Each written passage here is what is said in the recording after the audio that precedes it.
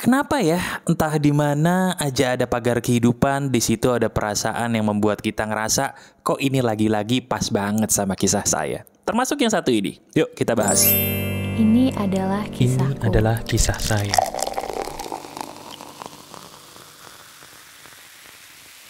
Halo teman-teman, apa kabar? Ada saya kembali, Aryan Surya, sahabat baik kamu dari Pagar Kehidupan. Emang benar. Satu-satunya cara untuk membuat kita jadi tersadar, itu salah satunya ya, adalah belajar dari kisah orang lain. Seperti yang akan kamu lihat di video ini atau kamu dengar di video ini, yang saya ambil dari apapun yang saya baca. Nah, untuk kali ini, ada sebuah hal yang saya baca bukan di aplikasi Quora ya. Saya tidak usah menyebutkan dari mana saya baca, tapi jujur saya baca dari kisah online. Yang kisah nyata nih di portal berita online, dan saya tergelitik bahkan sangat ingin membahas ini. Kenapa? Karena saya yakin kamu pun pernah atau sedang mengalaminya bahkan dalam hidup kamu. Simple, sederhana. Saya mau tanya langsung ya. Kamu pernah nggak susah membedakan antara suara hati kamu sama bukan suara hati kamu? Saya ulangi pertanyaan saya. Lihat diri kamu baik-baik. Pernah atau tidak kamu susah untuk membedakan mana sih suara hati kamu dan mana yang bukan? Karena apa? Aneh gitu ya. Kita udah capek-capek berdoa, udah capek-capek meminta, katanya disuruh dengerin hati nih. Tapi entah kenapa mas, ketika saya mendengarkan hati saya, itu kok ya mohon maaf, kisah hidup saya jadi buruk terus. Pernah atau relate kamu dengan masalah itu? Kalau emang ini kamu banget, yuk kita bahas. Jadi kurang lebih ceritanya intinya aja, dia adalah seseorang yang dikit lagi mau menikah teman-teman, bayangin. Dia sudah mau menikah, sedikit lagi akan diselenggarakan pesta gitu ya. Cuman entah kenapa, di tengah-tengah waktu dia menunggu pesta pernikahannya sendiri yang sedikit lagi akan terjadi, dia didatengin sama seseorang. Seseorang itu berasal dari masa lalunya yang indah teman-teman. Nah disitulah dia bingung, bagaimana nih, aku kok tiba-tiba didatangi kembali oleh seseorang yang sudah lama hilang, sementara sedikit lagi aku akan menikahi orang lain yang saya pun juga mencintainya. Yang mana di antara dua orang ini yang harus saya pilih, mumpung janur kuning belum melengkung, betul. Nah dari situlah akhirnya dia bingung, sampai akhirnya memilih katanya berdasarkan suara hati. Dan kamu tahu teman-teman dia memilih yang mana? Betul, dia memilih seorang yang betul-betul ya sedikit lagi akan dinikahi tadi, bukan yang tiba-tiba datang lagi. Bagus nggak? Bagus. Kenapa dia memilih itu? Katanya berdasarkan hati dia. Nah singkat cerita, ternyata beberapa tahun kemudian kata dia, hidupnya berubah total. Apa yang terjadi coba? Benar. Masalah demi masalah, pukulan demi pukulan dia terima dari pasangannya sendiri. Sampai akhirnya dia menyimpulkan bahwa dia mendapatkan seseorang yang salah dalam hidup dia. Nah, padahal dia udah berdoa, padahal katanya dia sudah mendengarkan suara hatinya. Tapi kenapa ya kok mendapatkan seseorang atau jawaban yang salah? Nah, ini berlaku bukan untuk cinta doang ya. Ini juga berlaku untuk masalah karir, pilihan hidup, atau mungkin masalah rezeki yang diri kamu bingung harus melakukan apa dan memilih menggunakan hati. Sekarang saya akan menjelaskan di mana letak kesalahan dia nih, orang yang ada di cerita tadi, dan bagaimana cara mengobatinya. Jadi bagi kamu yang relate, kamu beruntung, karena kisah ini akan mengobati kamu. Gini loh jawabannya. Teman-teman, kamu dengerin baik-baik. Di dalam hidup ini, cuman ada 2 tabung kehidupan. Saya ulangi, di dalam hidup kamu, dalam hidup saya, dalam hidup kita semua, cuman ada 2 tabung. Iya benar, cuman ada 2 tabung kehidupan teman-teman. Apa aja itu? Yang pertama, tabung kehidupan itu bernama hati. Yang kedua, tabung kehidupan itu bernama hawa nafsu. Cuman 2 itu aja. Jelas sampai di sini? Nah uniknya gini teman-teman, kedua tabung tadi itu tidak bisa sama-sama penuh. Kalau salah satu penuh, yang satunya pasti kosong. Ingat ya, tidak bisa sama-sama penuh. Kalau salah satu penuh, yang satunya pasti kosong. Dengerin itu baik-baik, itu faktanya. Nah sekarang coba kamu lihat atau pikirin kisah tadi. Kisah tadi itu menurut kamu, dia menggunakan suara hati atau tidak? Jawabannya belum tentu. Kenapa? Karena kebanyakan di antara kita gini loh, ini kamu bukan. Diri kamu punya sebuah pilihan lebih dari satu. Anggaplah pilihan jodoh gitu ya. Terus kamu bingung harus milih yang mana di antara mereka. Terus akhirnya kamu berkata ikuti suara hati. Lalu ternyata setelah mengikuti suara hati dapatnya salah. Kenapa bisa begitu? Karena di pikiran kamu cinta itu pakai hati, betul gak? Menurut kamu cinta pakai hati gak? Salah. Ketika kamu lagi cinta-cintanya sama orang, di saat itulah sebenarnya hawa nafsumu yang tinggi, bukan hatimu. Itulah yang membuat kita terkadang bingung memilih pasangan.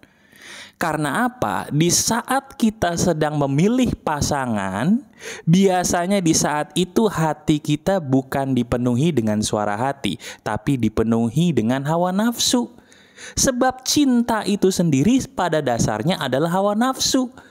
Bukan hawa nafsu seksual. Bukan itu yang saya maksud. Hawa nafsu untuk memiliki.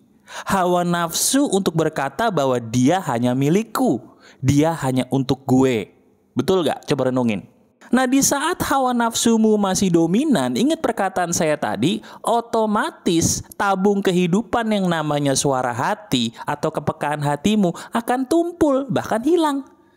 Di saat kepekaan hatimu tadi tumpul atau hilang, otomatis yang terjadi kamu memilih sesuatu berdasarkan nafsu, bukan hati.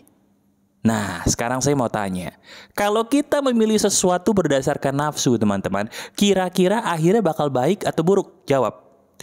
Bakal buruk. Itulah yang terjadi sama orang tadi. Bahkan itu yang terjadi sama kamu, sama diri kita. Lihat.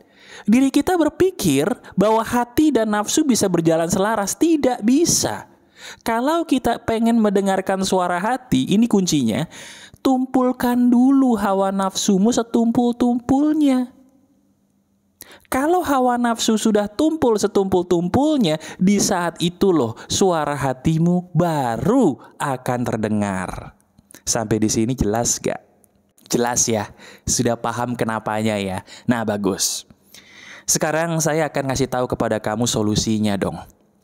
Gimana caranya supaya saya, Mas, tabung kehidupan yang dominan itu hati saya, bukan hawa nafsunya, Mas. Karena saya bosen nih mendengarkan hati yang ternyata bukan hati, Mas, tapi justru hawa nafsu. Saya udah bosen. Gimana caranya supaya hati saya dominan, Mas? Jawabannya sederhana. Tahu nggak apa? Senyum. Benar, cuman senyum. Kalau nggak percaya coba sekarang senyum. Ayo senyum. Kita senyum bareng ya. Saya juga senyum nih. 1, 2, 3. Paksakan bibirmu untuk tersenyum sekarang. Silakan senyum. Ayo. Paksain senyum. Nah, ketika senyum, sadar nggak sih diri kita tuh rasanya mendadak jadi enak. Kenapa jadi enak? Karena di saat kita tersenyum, hawa nafsu kita tiba-tiba merosot. Kalau gak percaya, ayo dicoba. Pikirin orang yang kamu pengen banget dia jadi milik kamu. Wah, ketika lagi pengen memiliki, itu hawa nafsu tuh. Cara ngobatinya yang pertama, pertolongan pertamanya kamu senyum. Senyum aja. Udah senyum, itu belum selesai. Kamu katakan dengan perkataan yang kedua. Apa itu, Mas? Katakan begini. Dia itu apa sih? Dia itu apa? Dia hanya manusia. Bukan siapa-siapa. Katakan lagi, dia itu apa sih? Dia itu apa? Dia hanya manusia. Dia bukan siapa-siapa. Ulangi lagi sambil tersenyum ya. Dia itu apa sih? Dia itu apa? Dia hanya manusia. Bukan siapa-siapa. Selesai. Plong gak dadanya? Rasanya plong gak? Coba. Lebih plong kan? Nah, di saat plong itu, baru hati kamu lebih peka. Di saat hati kamu peka, kamu tanya lagi ke diri kamu sendiri. Atau berdoa sama Tuhan minta petunjuk. Di saat hati kita plong, hati kita lebih peka, hawa nafsu sudah tumpul, di situ loh jawaban Tuhan lebih kerasa. Di saat kita tidak ada lagi hawa nafsu, atau hawa nafsu ada tapi tumpul gitu ya, baru kita dengerin tuh hati kita berkata apa. Di saat itulah yang dinamakan jawaban Tuhan. Jelas ya? Jadi kita terlalu banyak teori di kiri kanan nih, yang berkata kalau bingung harus begini, harus begitu. Itu semua benar teorinya. Tapi jangan lupa, mereka lupa satu hal. Apa itu? Mereka tidak ada satupun yang membahas 2 tabung kehidupan ini. Mereka tidak membahas ini, padahal ini yang paling penting. Barang siapa yang tidak paham akan hal ini, semua akan sia-sia, betul gak? Lihat diri kita, lihat diri kamu deh. Bukankah kita pernah jadi korban? Jadi korban apa? Jadi korban karena nggak tahu bahwa ternyata hati dan nafsu tidak bisa berjalan selaras. Betul apa betul? Nah mas, itu bagus banget nih semua mas. Tapi kalau itu kan masalah orang. Kalau untuk masalah karir, kalau untuk masalah uang bagaimana? Sama. Kan tadi saya bilang apa? Kata-katanya dia itu apa? Dia itu kan bisa manusia, bisa karir, bisa berupa uang. Pokoknya dasarnya saya melakukan ini adalah apa? Menyadarkan kamu bahwa itu semua itu fana. Janganlah kita tertarik pada sebuah kefanaan. Saya ulangi lagi, itu semua fana. Kamu tuh terpengaruh jadi nangis, mewek, marah karena gak ada yang nyadarin seperti ini gitu loh. Jadikan video ini sebagai sahabat kamu deh.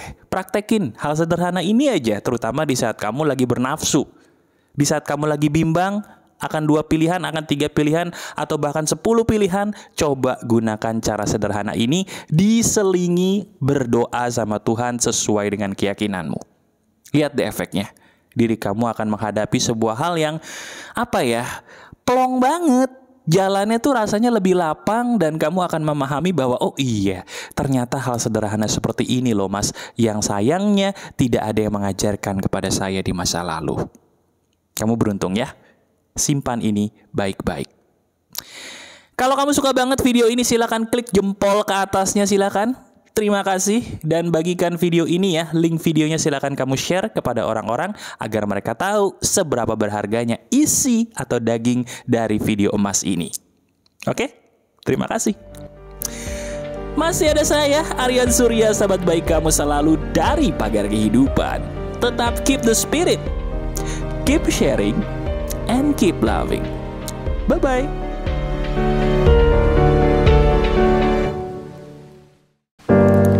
Ini adalah kisahku. Ini adalah kisah saya.